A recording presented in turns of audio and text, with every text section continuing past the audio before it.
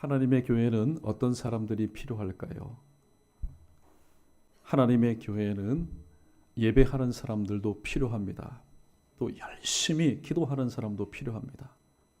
또 때로는 하나님 앞에 헌금을 많이 하는 사람도 필요하고, 때로는 충성되이 헌신하는 사람도 필요합니다. 그리고 마음과 정성을 다해서 하나님 앞에 찬양하는 사람도 필요합니다. 그런데 만약에 이런 필요한 사람들 가운데 앞에 이런 전제를 붙인다면 어떻게 될까요? 성령 충만하지 않는 예배를 드리는 자들, 성령 충만하지 않은 채 하나님 앞에 기도하는 자들, 성령 충만함이 없이도 하나님 앞에 찬양 올리는 자들, 성령의 충만함이 없이도 하나님 앞에 헌금하는 자들, 때로는 이런 전제 조건이 붙어 있지 않을 때에 교회는 필요에 따라서 예배하는 사람들의 수가 많아지고, 기도하는 사람들의 목소리가 또 커지고, 또 찬송하는 사람들이 여기저기에서 우후죽순처럼 일어나며, 또 하나님 앞에 충성하는 헌신자들이 많아지는 것을 보고 교회는 때로는 기뻐합니다. 우리 교회에 이렇게 예배자가 많으니, 기도자가 많으니, 또 찬송하는 사람, 헌신하는 사람이 많으니 우리 교회 이제 되었다. 그러나 우리의 예배와 우리의 찬송과 우리의 헌금과 우리의 헌신을 받으시는 하나님이 보실 때는 만족함이 없습니다. 왜냐하면 성령 충만하지 않은 그런 예배, 또 찬송, 기도, 헌금, 하나님은 관심이 없기 때문입니다. 정말로 하나님의 교회 가운데 필요한 사람은 바로 성령에 충만한 사람.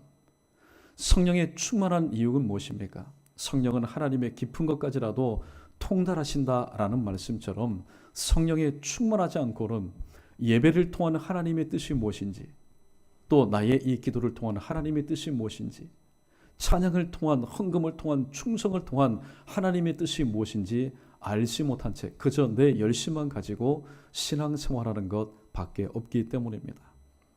지난 시간에 우리는 성령 충만한 사람의 세 가지 특징에 대해서 함께 상고했습니다. 성령 충만한 사람은 담대합니다. 그가 마음이 강심장이어서 담대한 것 아닙니다. 얼마든지 겁쟁이도, 얼마든지 연약한 사람도 성령이 충만하면 담대해질 수 있습니다. 그는 내가 담대해야지, 내가 이를 악물고 그렇게 결심해서 담대하는 것이 아니라 내 안에 계신 성령께서 나로 하여금 담대케 하니까 담대하지 않을 수가 없습니다. 또 성령 충만한 사람은 염려하지 않습니다. 왜냐하면 내 안에 계신, 보이지 않지만은, 만질 수 없지만은, 오늘도 내 안에 계시는 성령 하나님은 우리의 입술의 고백처럼 우리의 모든 것, 나의 전부가 되시는 분이시기 때문입니다. 또 성령에 충만한 사람은 고난의 자리를 결코 피하지 않습니다.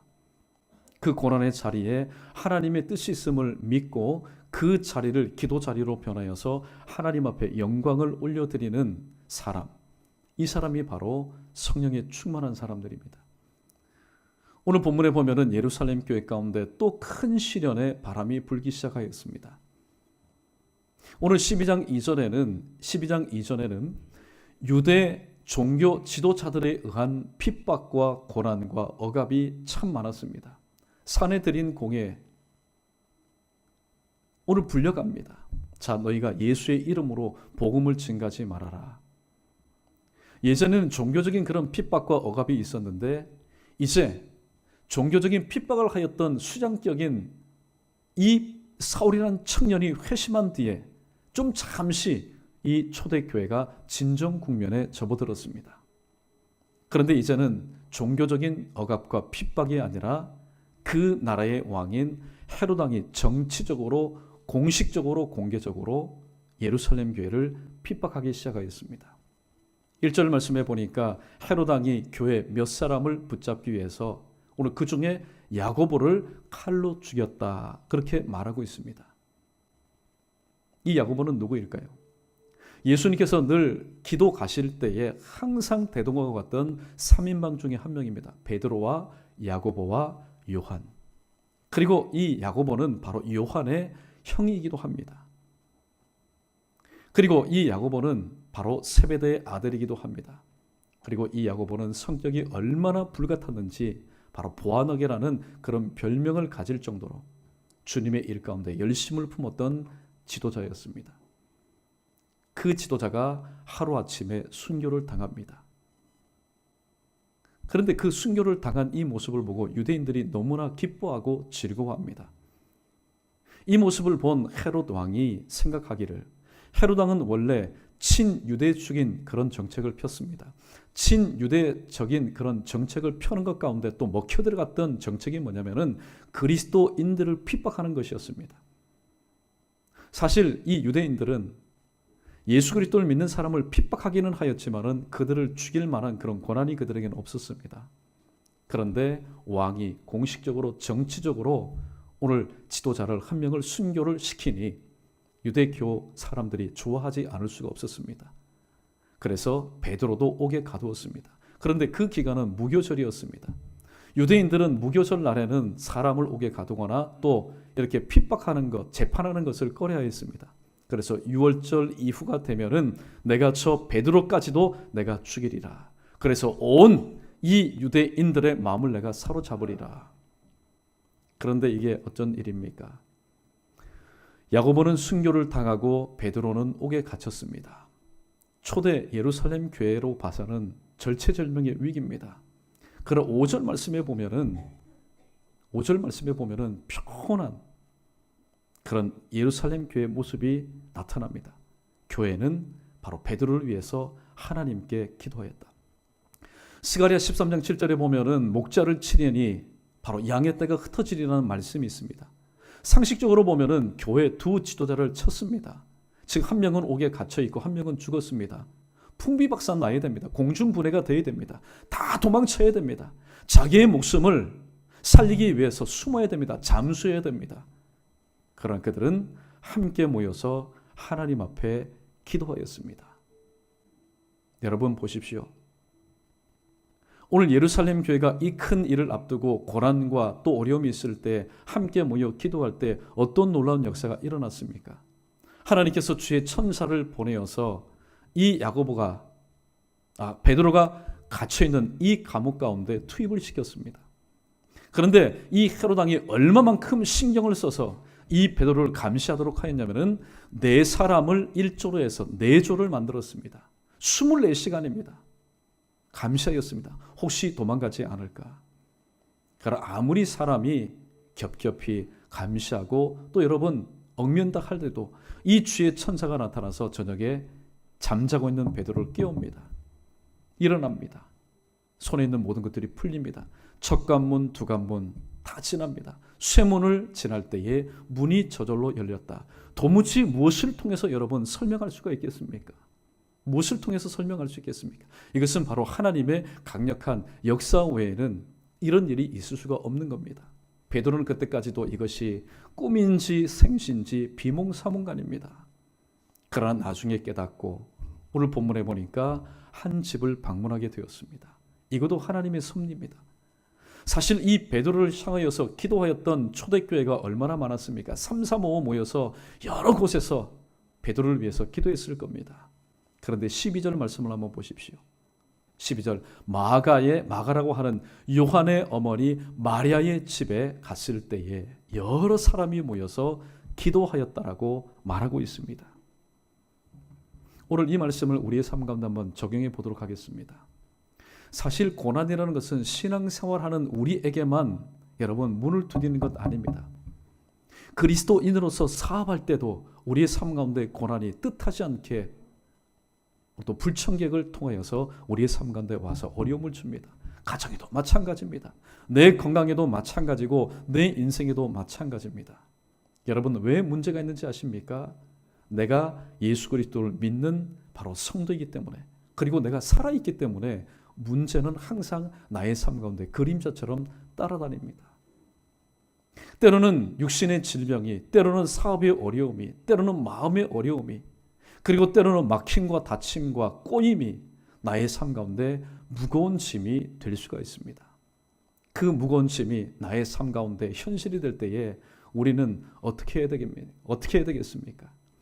오늘 이따 함께 찬양할 내용이지만은 오늘 337장에 보니까 후렴에 이런 곡조가 있습니다.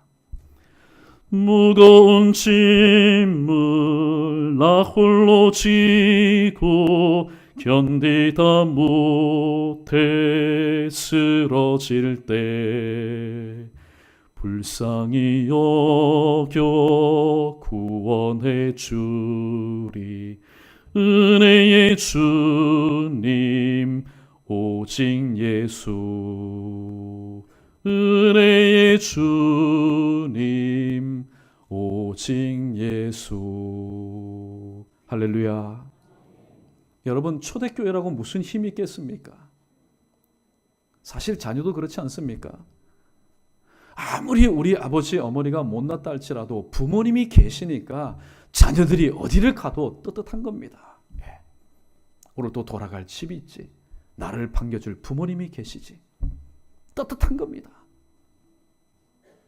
그러나 부모님이 계시지 않는 자녀를 한번 보십시오. 어디를 가도 기가 푹 죽어 있습니다. 왜냐하면 부모님이 계시지 않기 때문에.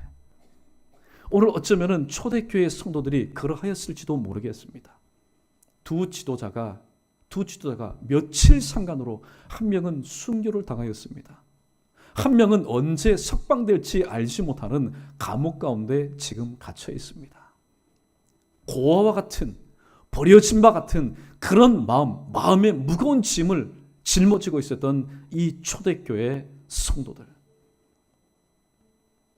그러나 그들은 배운 대로 하였습니다.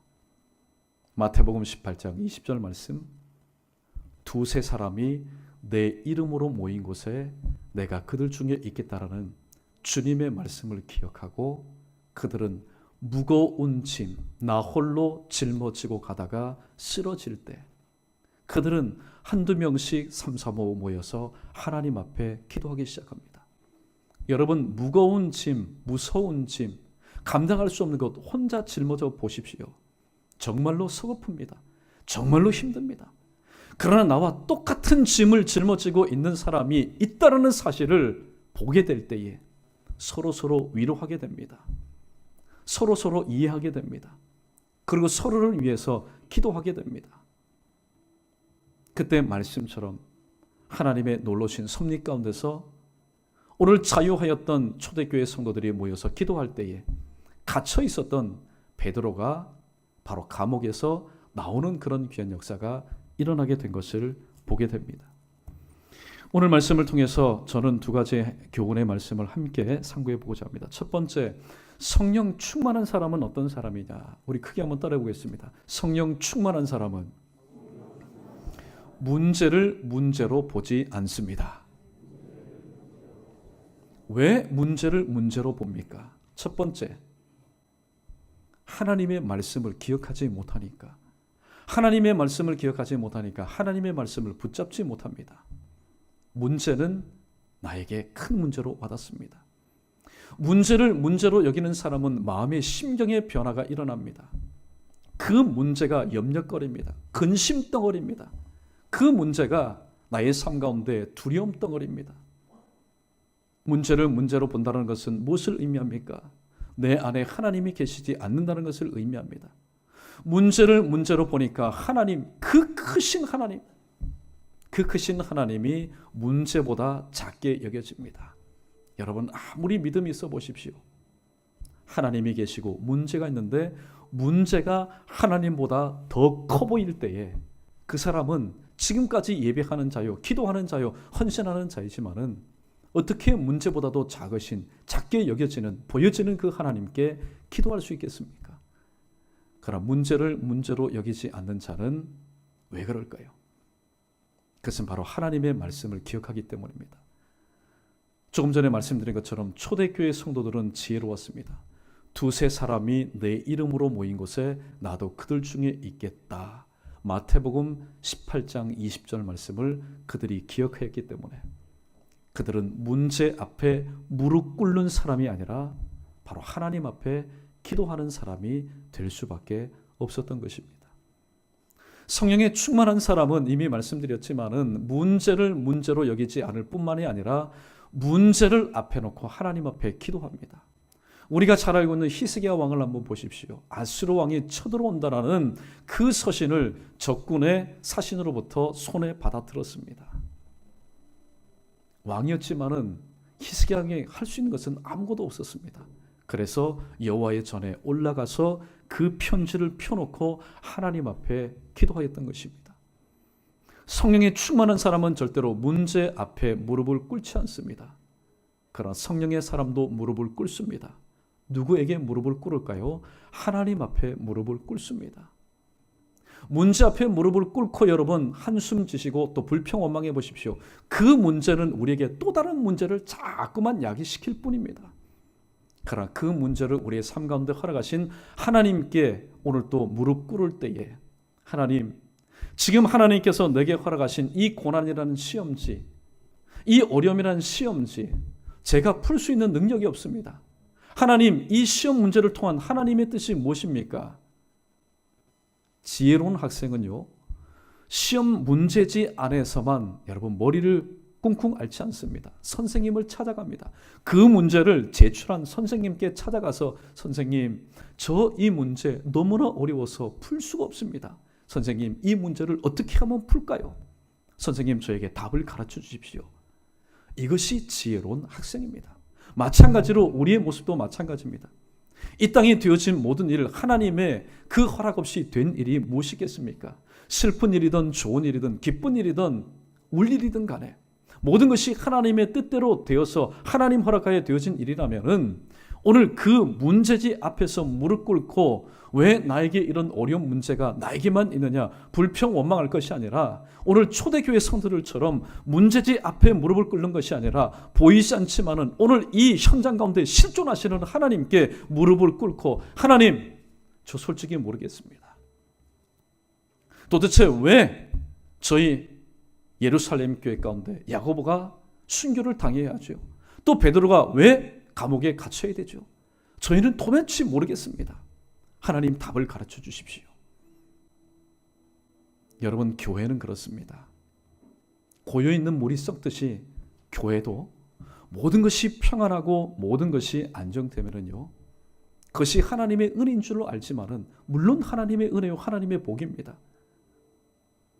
그러나 모든 것이 고여있고 모든 것이 평안만 할 때에 교회는 지금에까지 교회 역사를 바라볼 때에 타락하고 또 교회는 여러분 퇴보했습니다. 그러면 하나님은 꼭 그럴 때마다 하나님은 새로운 이런 고난과 때로는 어려움과 때로는 역풍을 통하여서라도 교회로 하여금 현실에 안주하지 않고 더욱더 끼어서 기도하라고 하나님께서 고난이라는 당금질을 우리에게 허락하십니다. 이 사실을 깨달았기 때문에 오늘 초대 예루살렘 교회, 오늘 여기저기 흩어졌던 성도들은 다들 자기의 집에서 모여서 하나님 앞에 기도하였던 것입니다. 말씀을 정리하도록 하겠습니다. 오늘 우리는 거두절미하고 예수님의 그 기도의 모습을 우리가 기억할 수 있어야 되겠습니다. 예수님은 완전한 하나님이신 동시에 완전하신 인간으로 또 죄인의 모습으로 십자가의 그 대속의 죽음을 기다리고 겟세마네 기도 동산에서 하나님 앞에 기도하였습니다. 정말로 예수님의 기도는 솔직담백한 인간적인 기도였습니다. 아버지여, 이 잔이 내게서 지나가기를 원합니다. 그런 솔직한 기도 내용입니다. 왜냐하면 예수님 모르셨을까요? 십자가의 그 죽음, 십자가의 그 고통이 얼마나 크다는 것을 예수님도 33년 동안 사시면서 친히 보았고 다 그 현장에서 그 모든 것을 느꼈습니다. 그러므로 그것을 인간의 힘으로서는 감당할 수 없었습니다. 그러나 뒤에 하나님 앞에 올려드리는 기도의 내용을 보십시오. 그러나 내 뜻대로 마시고 아버지의 뜻대로 하옵소서.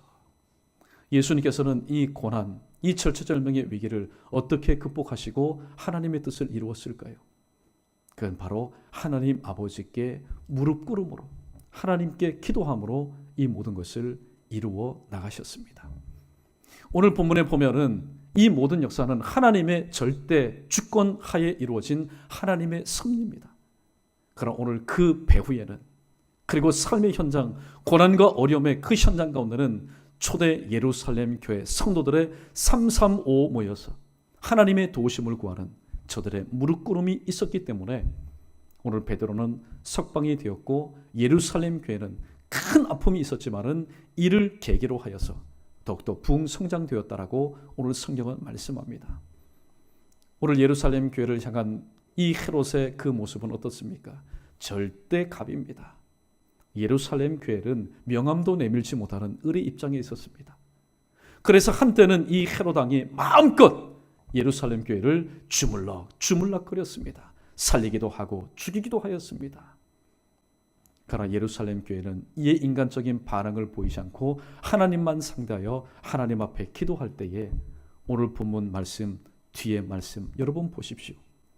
헤롯 왕은 충이 먹어서 하나님께 돌릴 그 영광을 자신이 취하여 충이 먹음으로 예루살렘 교회 가운데 큰 장애물이 되었던 헤롯 왕은 하나님께서 제거해 주셨습니다. 그러나 그 뒤에 보니까 하나님의 말씀은 오히려 되어진 일로 인해서 더욱더 왕성하게 되었다 말씀하고 있습니다. 비온 뒤에 땅은 더욱더 굳게 됩니다. 인생에 문제 없는, 고난 없는, 어려움 없는 사람이 누가 있겠습니까? 그러나 문제는 나의 삶 가운데 찾아온 고난과 어려움이 문제가 아니라 그것을 대하는 나의 태도가 문제입니다.